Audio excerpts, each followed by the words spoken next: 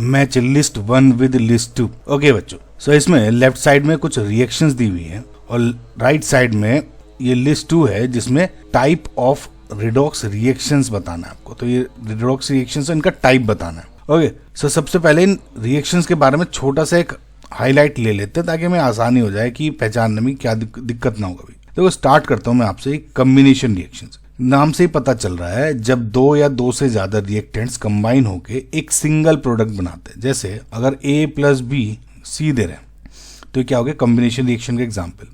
अब देखिए decomposition reaction. ये जो डिकम्पोजिशन है कॉम्बिनेशन का एकदम उल्टा है। जब एक सिंगल रिएक्टेंट ब्रेक होके दो या दो से ज्यादा प्रोडक्ट्स बनाता है तो उसको डिकम्पोजिशन रिएक्शन का एग्जाम्पल हो जाता है। यानी ये जैसे अगर उल्टा हो जाए इसका, अगेन डिस्प्लेसमेंट रिएक्शन। इसमें एक एलिमेंट दूसरे एलिमेंट को उसके कंपाउंड से डिस्प्लेस कर देता है। जैसे अगर A प्लस बी एक्स है और इसमें ये AX प्लस B हो जाए, यानी क्या हुआ, B और X जुड़े हुए थे आपस में, अब क्या हुआ, B हटा X से और X जुड़ गया, अब A से B अलग हो गया, तो ये डिस्प्लेस हो गया। A ने बेसिकली B को डिस्प्लेस कर दिया। Okay, last is disproportionation reaction.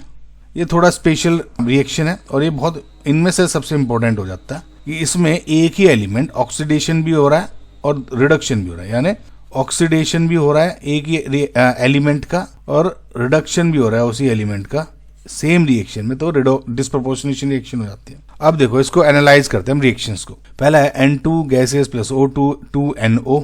यहाँ अगर देखोगे तो दो अलग अलग रिएक्टेंट्स यानी N2 एंड O2 कंबाइन होकर एक सिंगल प्रोडक्ट बना रहे हैं और रिडॉक्स तो हो ही रहा है। N की ऑक्सीडेशन स्टेट अगर देखोगे तो उसमें 0 से +2 हो रही है और ऑक्सीजन की 0 से -2, तो ऑक्सीडेशन भी और रिडक्शन भी हो रहा है। तो ये किस चीज का एग्जाम्पल हो जाएगा, आपका कॉम्बिनेशन रिएक्शन का। ठीक है, तो इसका हो गया A का फोर्थ।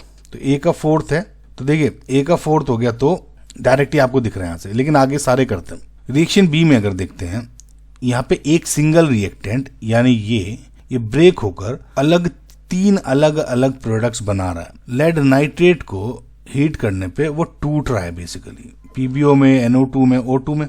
तो ये क्या हो गया, डिकम्पोजिशन रिएक्शन, राइट। तो इसका हो गया 1, मैच कर रहा है अभी भी।